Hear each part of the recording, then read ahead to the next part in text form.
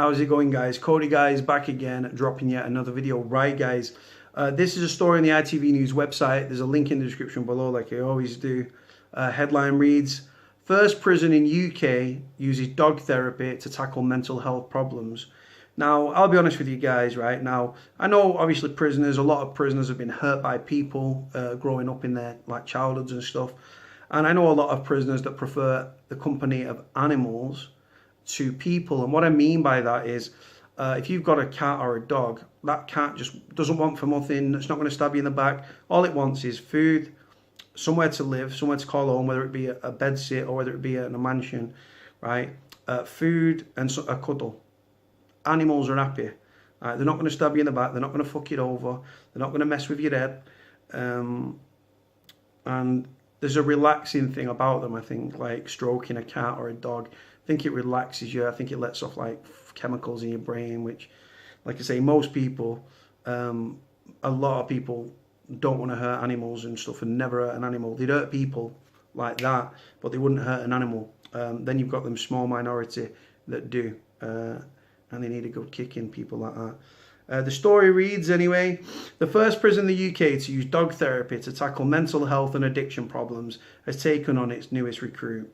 Jingles, a bubbly 4-month-old black Labrador, will undergo intensive training on the wards of Magilligan in County Londonderry. Assistance dogs have been proven to address and promote positive changes in behaviour, reduce stress and reliance on medication, as well as enhance the development of social skills, self-esteem and self-confidence. Magilligan Governor Richard Taylor said, many of those people who come into our care have mental health and addiction issues. And with numerous pieces of research highlighting the therapeutic benefit of animals, it made perfect sense for us to work alongside assistance dogs Northern Ireland. Together we are supporting and challenging prisoners in our care as part of our commitment to reduce reoffending and help build a safer community. Prisons have a significant proportion of inmates with addictions, alcohol and mental health issues. This is the first ever project of its kind within a prison in the UK.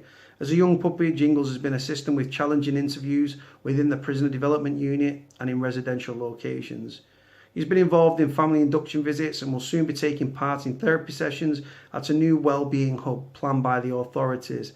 Geraldine McGarhay, Chief Executive Officer at Assistance Dogs Northern Ireland, said, therapy dogs have been around for a very long time. However, this is the first initiative of its kind in the UK. The benefits of dog interacting with a prisoner can build self-confidence and self-esteem, ultimately play a part in rehabilitation. Now,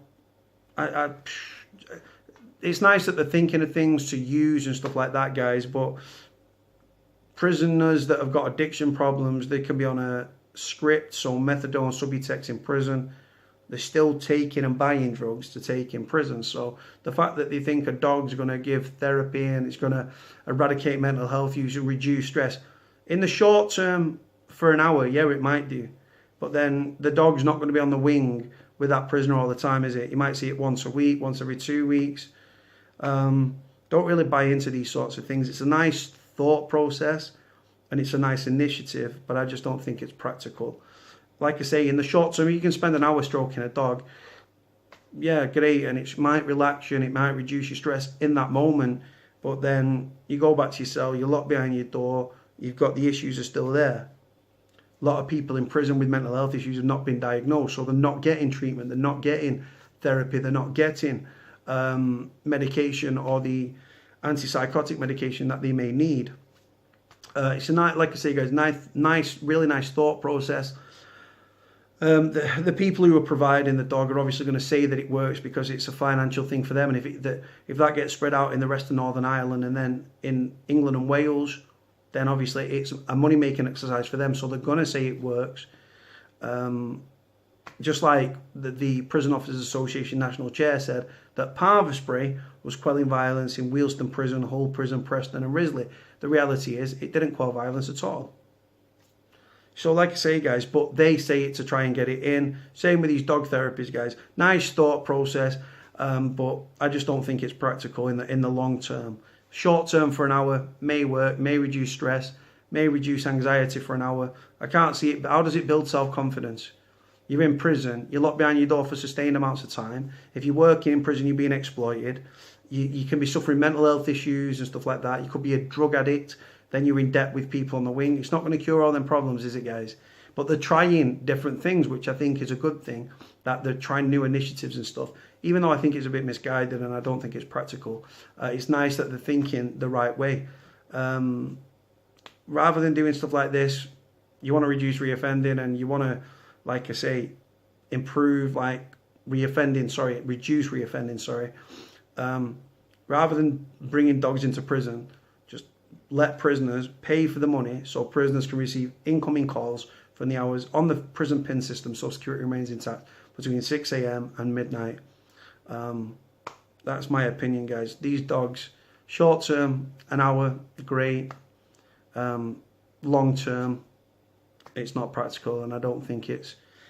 If this works and stuff, right, everyone that had mental health issues or addictions would all be given a dog by the government and say, oh, there's your therapy dog, there you go. It's not... This dog will probably need therapy, guys, by the time prisoners are finished with it. Do you know what I mean? Keep it away from the sex offenders, for God's sake. But yeah, like I say, guys, don't think it's that practical. Let me know what you think. It's not about what I think. I've just given an opinion. Doesn't mean I'm right or wrong. You may agree, you may disagree. Link in the description. Comment on the video. Like, comment, subscribe. Cody out.